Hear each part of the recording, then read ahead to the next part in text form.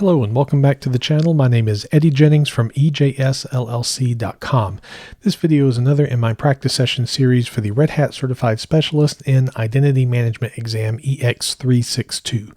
Before I dive in, I want to thank returning subscribers for watching another video, as well as invite anyone who's watching, if you haven't subscribed, to click the subscribe button and ring the bell when you do so you know when new content is available. Also, a reminder that these are my practice sessions for the exam. My exam's about, I think it's 9 days away now, and so I'm going through all of the objectives as a final review and either explaining what the objective is about or doing exercises to do whatever task the objective has. And at the end of the video, I'll do a little self-assessment and hopefully I'll feel pretty confident with the objective. Otherwise, I still have a little bit of time left to shore up some final knowledge gaps before I take the exam. That being said, these should not be considered tutorials, nor should they be considered training materials. I do try to have the information here accurate, so hopefully at this point in my preparation I haven't learned something wrong, but understand that I'm learning right along with you, and do not use this as any type of authoritative information or materials for training. I put these out on the internet, so hopefully those that are taking the exam might see some of the things that I do as a practice session and get some ideas of things that they can do to help better prepare for the exam. So we're moving on into the Manage the IDM Integrated Certificate Authority part of the objectives, and we're going to look at configure and manage a certificate authority. This is a pretty broad objective because there's a lot of stuff that you can dig into with the integrated CA that comes with IDM that I have a feeling is probably going to be beyond the scope of the exam. Of course, there's no way for me to know until I take it, and then once I take it, I obviously can't discuss it because of NDA. But the things I'm going to try to practice in this are installing the CA on some IDM servers that don't have it, and do some certificate management. And I have a feeling that's what this is looking for. One thing to note with the installation of a CA, or at least from what I have seen with my own practice, if you have a single IDM server, it's going to have the CA. I have not found, actually I think there is a way to install a single IDM instance and not have the CA, but you're going to have to provide certificates on your own from another source for some of the LDAP and Kerberos things that have to happen. So I have a feeling if the installation of a CA happens on the exam, it's going to be like install the CA on a replica server of some kind. But I'll find out, and unfortunately I won't be able to tell you. So let's go into, I still have this from another practice session. Let me close that. All right, so we'll go into our terminal. And actually before that, let me log into the IDM server, because I think the CA is already going to be there. Actually, I blew away my little test environment and rebuilt it for this practice session. There we go. You see I don't have, if you've been watching some of the other practice session videos, you'll see multiple users. I don't have that here. I just have the one. And if I go under authentication, we already have the integrated CA. And I think the upstream project for this is like dog tag certificate authority. I did a little bit of reading on it. It seems kind of a nifty little thing. That's one thing I do like about working with Red Hat Technologies and going through some of these trainings, is that you learn about these other projects that are the upstream that Red Hat eventually uses and commercializes with their own products. So there's several certificates that have already been made, mainly for the IDM and replica servers. The idea of certificate profiles, this is, I think, somewhat analogous to the profiles that you see, or certificate templates that you see in a Windows or a Microsoft CA environment. But these are more of specific things that a certificate, or I guess the CSR that's being presented to the CA, they have to have these particular things, or these are particular parameters that the CA has to follow when issuing the certificate. There's not a lot of information in the GUI with this, and you actually can create these at the command line. That's something I haven't practiced. I have a feeling I could probably fumble through something on the exam, but this is an example of something that I think you should be aware of, but I don't think will be in scope for actual practice. But of course, I could be wrong with that.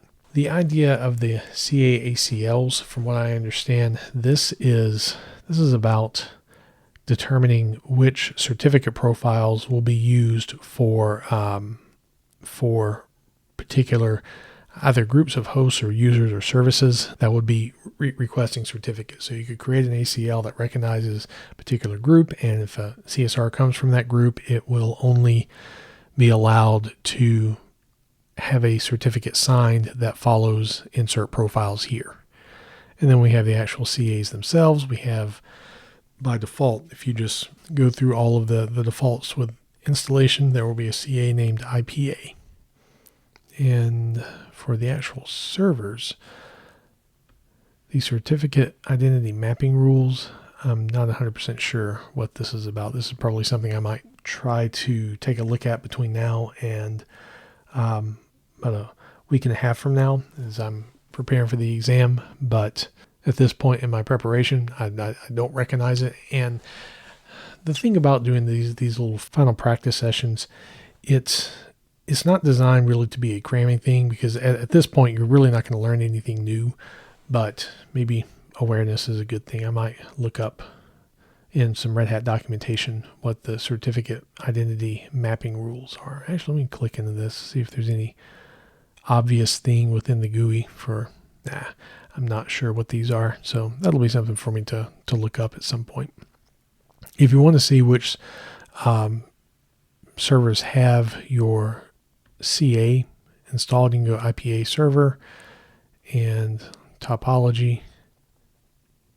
And it's warning me that I only have one that has a CA. And you can look at server roles. And for this particular server, the CA server has been enabled. And then if you were to click for that server role, there's only one server that has the CA enabled. So to make something a CA, let's go into, we'll do replica 1. So SSH lab IDM, because I have 2 replica servers. Replica 1, if I can spell, become root. And the command is simply IPA CA install. And this, you can do -- help, and you can feed it several different little parameters here. But for this practice session, I'm simply going to go through the wizard for it. And notice what it is asking you for is for the directory manager password. This is different than the admin account. The directory manager does some particular functions in LDAP that I don't think the admin account really can do. I may be wrong with that, but just note that this might be a different password than what you have for your admin. When I set up the IDM environment, I just set all this stuff to monkey123 with a capital M to make it secure, right? And this takes a few minutes, so I'll pause and let it do its thing, and then we'll continue when it's done. All right, and we're done. So let's refresh or not refresh, but go back to, I guess we can reload, that'll probably help. Let's see what we have. So if I go to authentication, we have still just the one CA, but notice we did not, let's go to IPA server and topology. Notice we do not get the complaint about, hey, you only have one CA available. And we see with server roles, CA server, we now have 2 servers with that. And I believe that went ahead and created the topology connection there. Yeah. Okay. Excellent. So now we have a CA on IDM replica 2. So the other aspect is dealing with certificate management. And there's a couple of ways of doing this. Let us, how do I want to practice this? Let's go to the, well, actually, since we're on IDM replica 1, we should be able to do this. So let me get an admin ticket. There's 2 main tools for creating certificate signing requests. You have OpenSSL that I probably use more than anything, and it's one of these things that when I use it out, I generally have to look up syntax. There's another that I don't know if this is necessarily like a preferred way of doing it. The only reason why I mention that is in the Red Hat documentation, this tool seems to be used more than some of the others, and that's the cert utility. And it works with, I think it's, was it Network Security Services, NSS? It creates a little internal database of any certificates that you are dealing with. And then those, you can generate a CSR and a private key and all that good stuff, and then get your internal CA with IDM to sign it. So let's practice doing this using the cert util. And we're just going to make, actually I need to make me a user real quick. So I can just do that here at the command line. Or I could give admin a certificate, but we'll make a separate user. So IPA user add, we'll just go through the wizard with this. Test user one, test user one. Of course, it does not have a password, so user mod test user one password, and I'm actually going to do, we'll do monkey 123. And the next time we actually log into the user, we'll have to change that, and I'll probably make that 456 monkey. All right, so we have a little user here. For cert util and NSS, you have to create a directory that's going to be serving the database purpose of this. So what we will do here is use cert util, I think dash, is it dash N? I think that's what it is. Yeah, create new certificate database, dash N.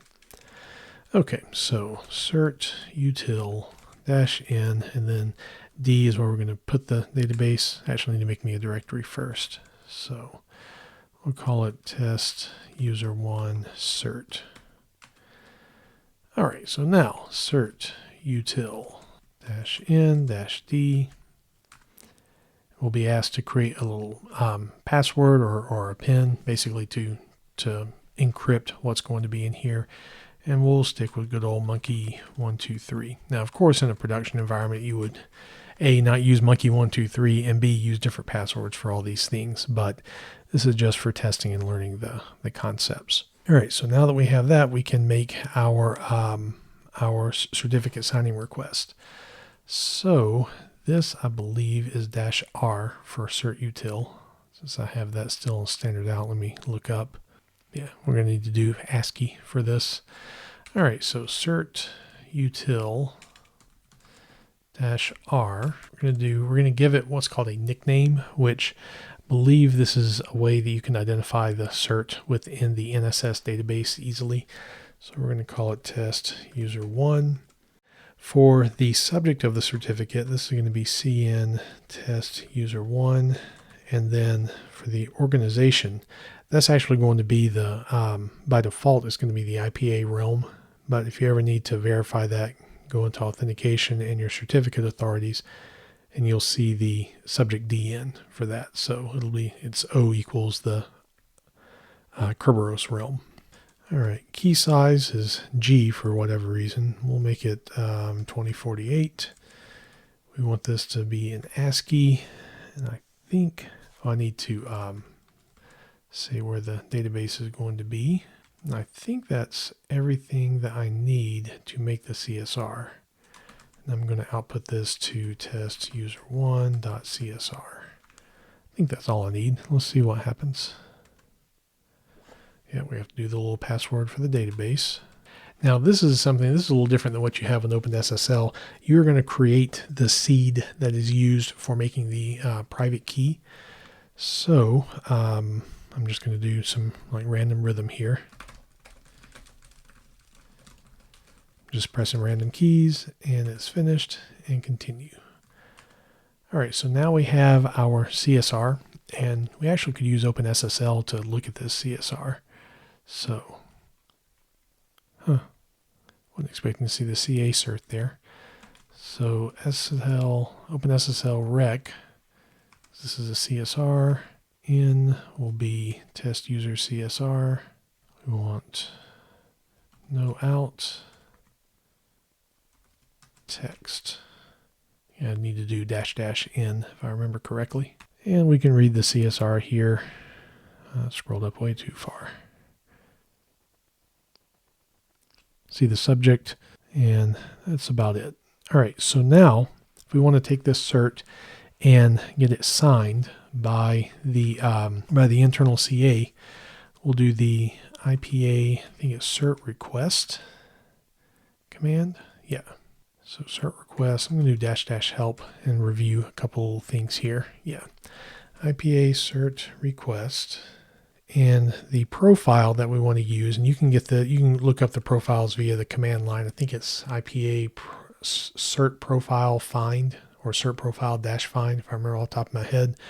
I, however, am going to do the easy way and just copy this. Hopefully it copies what I want and not the URL. Oh, I did Control-Shift-C, so it went into like developer mode. Okay, let's try this. I think by default, it defaults to like the profile that would be appropriate for service principals rather than user. So we'll do user roles. The principal is going to be the user, so test user 1 at idm.ejslab.com, and the certificate out, we're going to just call this IDM test 01 or IDM. No, we're not. Do test user 1.pim. I believe this is everything that we need. Oh, I forgot to tell it what CSR file. So let's try this again with the actual CSR file. Okay, that's our little certificate. We have test user 1.pim, and if I were to cat test user 1.pim, this should look like a regular old certificate, and I can do open, or we saw these details just a moment ago when it gave us the output, but I could do OpenSSL. I think this is X509 in test user 1.pim, no out text. It should pretty much have the same information. Now all these extensions and such, these are applied to the signed certificate based off of whatever the profile was that I specified, and all that looks good. Now the other thing, let me clear this here. I'm going to do IPA user show test user 1,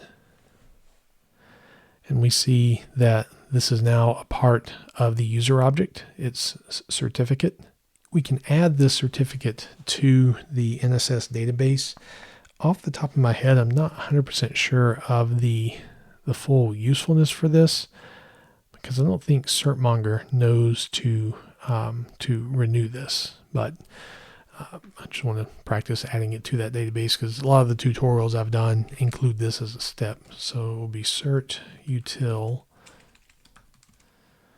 -a for adding, N for the cert, D for the cert database, and -n for the nickname, which was test user 1. Let's see if this works.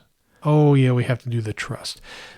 I looked this up a little while ago, man cert util, and apparently there are a variety of trust attributes. I looked at this probably a month ago, and I have since forgotten what all of these little trust attributes mean, but I think kind of a very basic thing that you would do for this would be P and then comma, comma. So, and again, I'm kind of basing this off of some tutorials that I have followed to learn the commands. All right, so test user 1.pim D and test user 1, and then T odd. So I thought N was the nickname that we made. But when in doubt, this might happen on the exam, you go to the internal documentation, add certificate to database, all options under E apply. Yeah, N cert name. Oh, -I for input instead of -n. That may be what I needed. I was fairly sure we made the nickname test user 1. Oh, I see. I think it was trying to do -I -n. Okay, this will work. I think cert util dash capital K in the database, you can see, oh, util, not uril. Yeah, we see that the cert is in there. So yay, doing that with cert util. You can make CSR using OpenSSL as well. You'll make your you'll create a key and a CSR, and then the method to get the cert signed is the same. You could also have done, if I were to go to this user, not sure if this will be available. Oh yeah, we can make a new certificate. And this actually, so let's say you're in a bind and you've totally forgotten what to do, and the exam is telling you, hey, you have to use the command. If you go into I did actions and then a new certificate, it will show you the commands, and then you just copy and paste the CSR, and you should be good to go with that. There is a utility for kind of doing the entire process, the CA and the whole bit, or not CA, the CSR and the whole bit, all in one command. The examples I've seen of this, I haven't been able to successfully do this for a user cert, but I have for different service certs. So let's say, just for giggles, I'll go ahead and do this in the GUI, that we're going to have web server that's going to be on the client 1. So of course this doesn't have to be capitalized HTTP, we can do whatever, but I'm just choosing to use the GUI for this. And awesome. So now we have a service principal. So what we can do with this, let's get out of here, and we are going to lab IDM client 1, and I'm actually going to become root. Oh, not two eyes. Huh, well, it seems to have worked. I'm going to grab a ticket for the admin user, and we're going to just make a little directory here. We're going to call it test cert. Now let's say that we were running Apache or Nginx or something, and we wanted to issue a cert from our internal CA and pretty much just have it automatically renew when needed, all that good stuff. I'm actually going to make another directory here. Cert key. I don't have to have two directories for this, but it'll be useful for the demonstration. And we want all of this to be just handled by the certmonger service, which is the part of the dog tag project that handles automatic renewals, which of course renewals are just reissuing a cert, often with the same private key, and I think sometimes with the same CSR as well. So in order for it to be able to access and manipulate the certificate files in the directories, we have to change the SE Linux context for these. And if you notice, these are just admin home T, on and on and on. So what I want to do, and we can do, we use the SE manage command. And what I'm going to do, because I can never remember the syntax, I think it's parentheses / dot star close parentheses question mark to say basically this directory and everything that's underneath. But we can get that pretty easily. Yeah, that's what it is. So I'm going to copy that. We'll do SE manage F context -A, or I think you can do -- add as well, -T for type. And the type we're going to add to these is cert T. And we are going to, this is what, in root test cert. Oh yeah, we need to have this in quotation marks. And I had test cert key. Doing this in this way, I would not suggest doing like change con for this. This is going to make it persist, because remember on Red Hat exams, you have to assume a reboot's going to happen. I'll do restore con rv on root test star. And we see that the SE Linux context has changed. Now, you can still run your commands, but you're going to get errors if you do not already have the SE Linux stuff done for this. Now, the command we're going to use is IPA get cert. And if you were to do man page for certmonger, you're going to go to the end. there's a lot of get cert commands. I'm honestly not sure why. What I'm going to do, I'm going to prepin IPA to it. It's one of these. This is how I learned to do it, and quite frankly, my brain feels a bit full, and I don't want to learn a new way when this works, and I'm trying to get through my exam. So I'm going to do IPA get cert. We'll look at some of the options here. No, request is what I want. And this I will, and you can tell at the beginning of the video, I still had a text document open for when I was practicing this the other day. We're going to build our command here. So IPA get cert request. There's not a whole lot of different things that we need, but there are a few. Now we could use NSS database with this as well, as far as where we want to store stuff, but we're not going to be doing that for this. So we're going to do -k, or you can do --key file. This is going to live in root test cert key. Did I do key or keys? I think I did key. F for where the actual certificate is going to go will be root test cert. Now, of course, these could be the same directory, but for whatever reason, I'm choosing to do this as a different directory. We'll do 4096 this time for the bits. For some reason, it uses G for that. The profile name, I think I have to actually specify that, but if I did, I think the profile that you would use for this is CA IPA service cert. All right, key. Actually, I think I'm making a mistake here. Let me look back. I think I need to give it the actual file name, not just the directory. Yeah, the actual private key file. So we're going to say HTTP. We'll do .pim for, .key for the key, and then http.pim for the cert. So we got the profile. I know we're going to have to tell it the principal to use. Yeah, profile is optional. That may have been why this was failing when I was trying to do this before. I was not specifying the user profile name. The tutorials that I was using on this had you add DNS name. I'll go ahead and do that.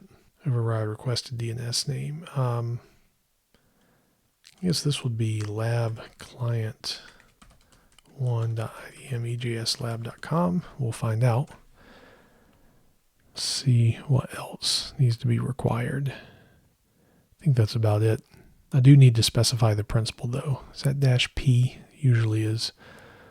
We have the owner, but I'm fairly sure we have to specify the principal that we want to attach this to, because otherwise how would it know? Well, let's see what happens. Yeah, I didn't like something. I figured there was a mistake somewhere in there. Yeah, capital K. And that's something that's kind of a ubiquitous. A lot of these are capital K, but there it is, principal name. I don't know how I overlooked that. I knew it needed to be there, but I'm not quite sure how I overlooked it. All right, so clear my screen, up. And this is HTTP for lab client 1. Nope. IDM client 1, idmejslab.com. I think that's all I have to do. I'm not sure if I need to do the whole realm, but we'll find out. It seems like that worked. LSLR. We have the key. We don't have a cert. So let's look at get cert list. Status CA unreachable. Seems odd because unless there's not, maybe there's no DNS entry for this. Yeah, that has one. Let's do replica. Yeah, it has a DNS entry. Why would that be CA unreachable? Unless, yeah, that's wrong. Lab client 1. So, all right. What I want to do, get cert. Yeah, stop tracking. I need to get the ID number first. Get cert list. Get this ID number. Get cert stop tracking. All right, so it's not going to try to track that anymore. Certificate was not issued. I mean, there's a cert for test user 1, but other than that, a cert was not issued. Let me get rid of that private key. And because I'm lazy, I'm going to go to history. Yep, I see the problem. Unless I'm misusing capital D, but we'll try fixing this first and see what happens. Okay, now there's a cert, now there's a key. And if I were to go to the certificates and refresh this, we should, or I would expect to see this. Maybe it hasn't replicated yet.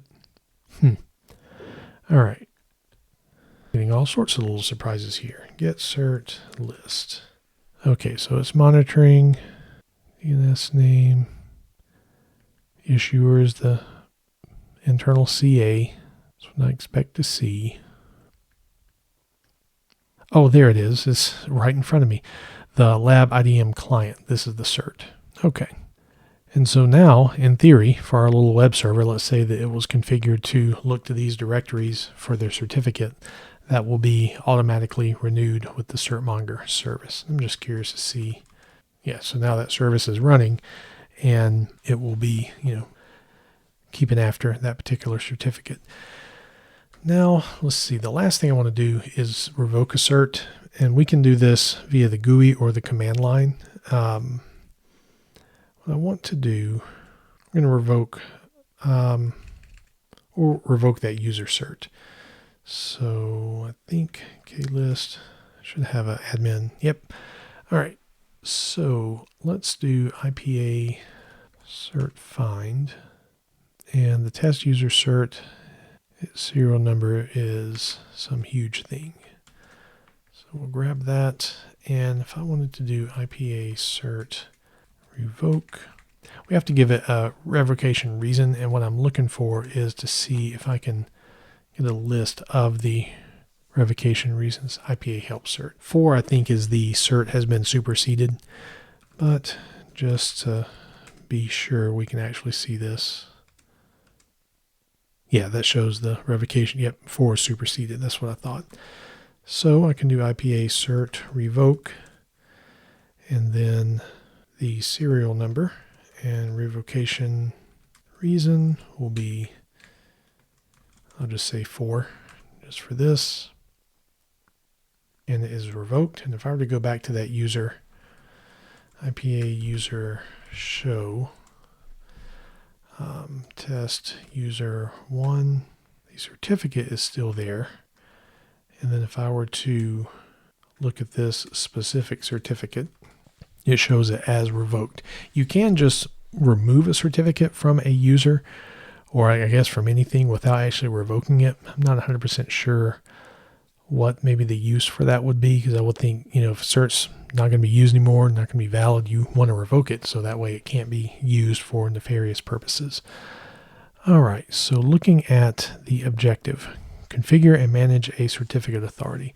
What I didn't do was make just a brand new one that would be just right alongside the current one.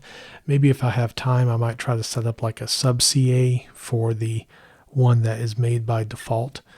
But I think for managing certificates themselves, I'll be a little slow about it, but that seems good. So for this particular objective, I'm going to consider this a pass. Not like I know everything there is to know about the internal CA, but kind of considering how maybe generalized these objectives are, I think that makes sense.